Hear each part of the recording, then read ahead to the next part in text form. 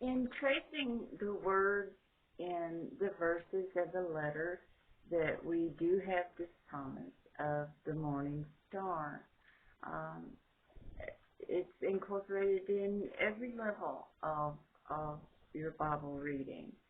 Uh, so that to know even the alternative and pre-Jewish teachings on work, the real world organization was fire.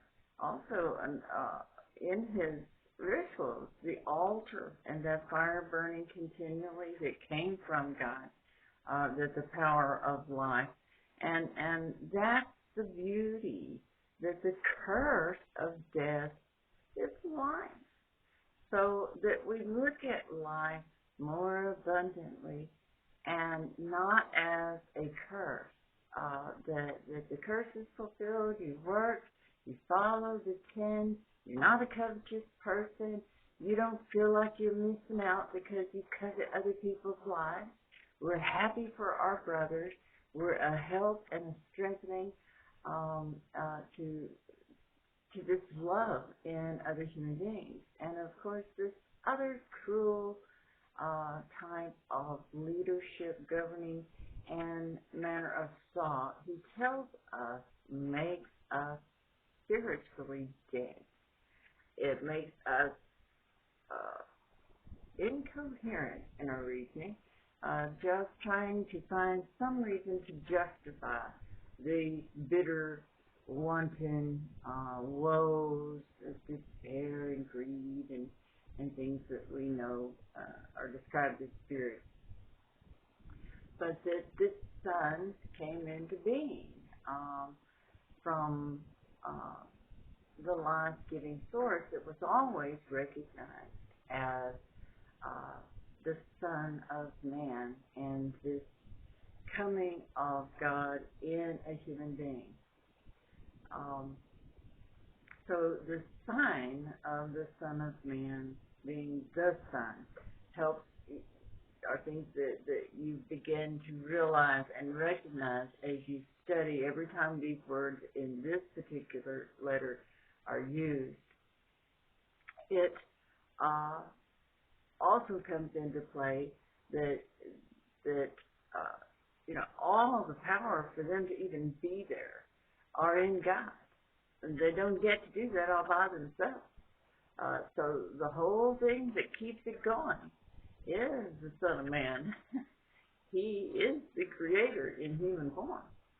So it's described as offices, which is pretty good because it helps really compare to the reflection on earth in government and law.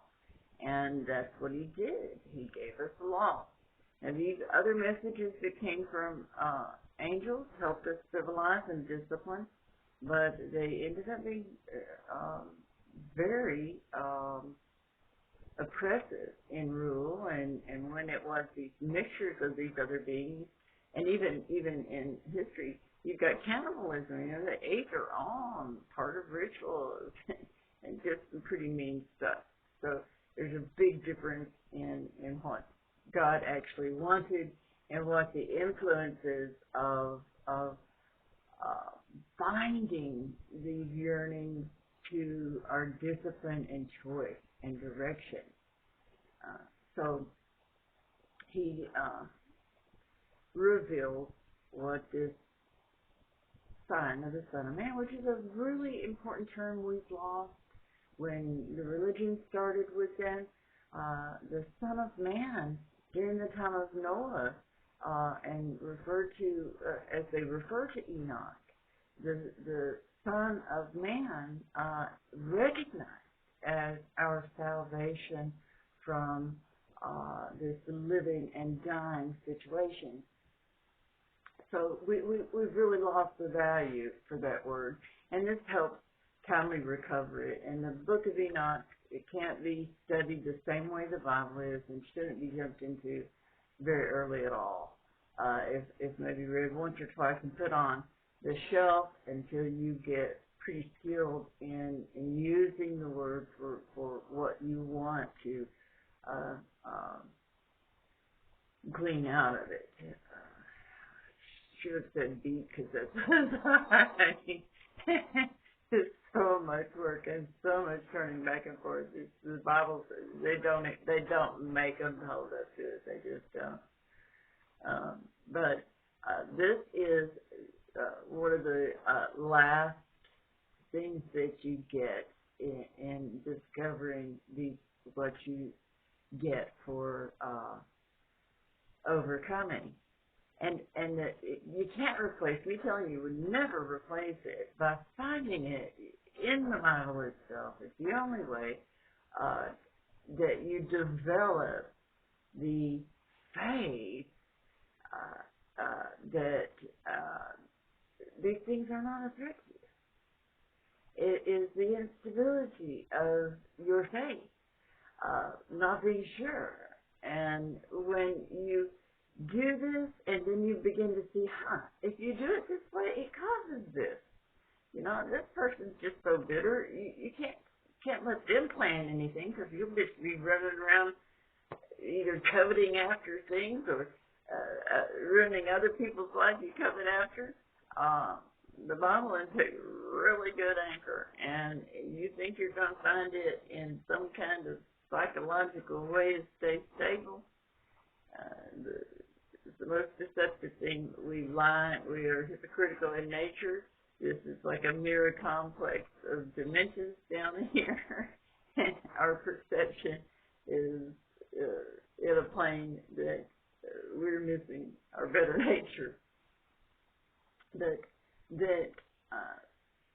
the pattern of seasons, the clock, and He gave us feasts.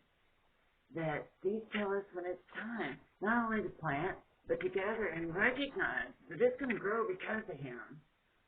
And in these celebrations and rituals, they unlock symbols of what is going to happen, how it's going to play out, how these things are so important, but it's considered rehearsal.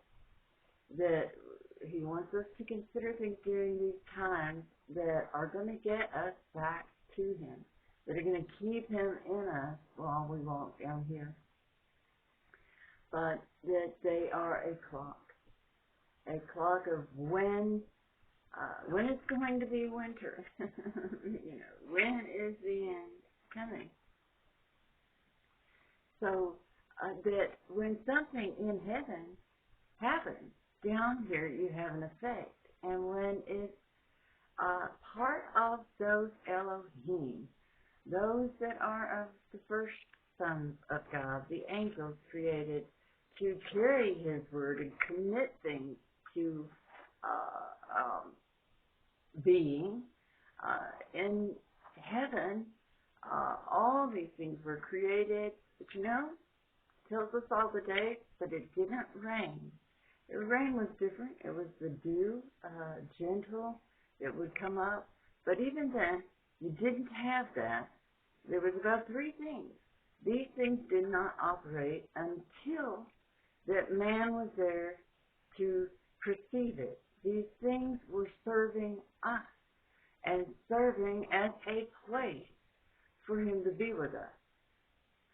And so now, them being cursed, we have a different kind of place. But it purifies in a way that no death and no bad thing and no boredom and wantonness is going to affect us when this is over. So if anything happens in heaven, there's going to be a sign in the cosmos.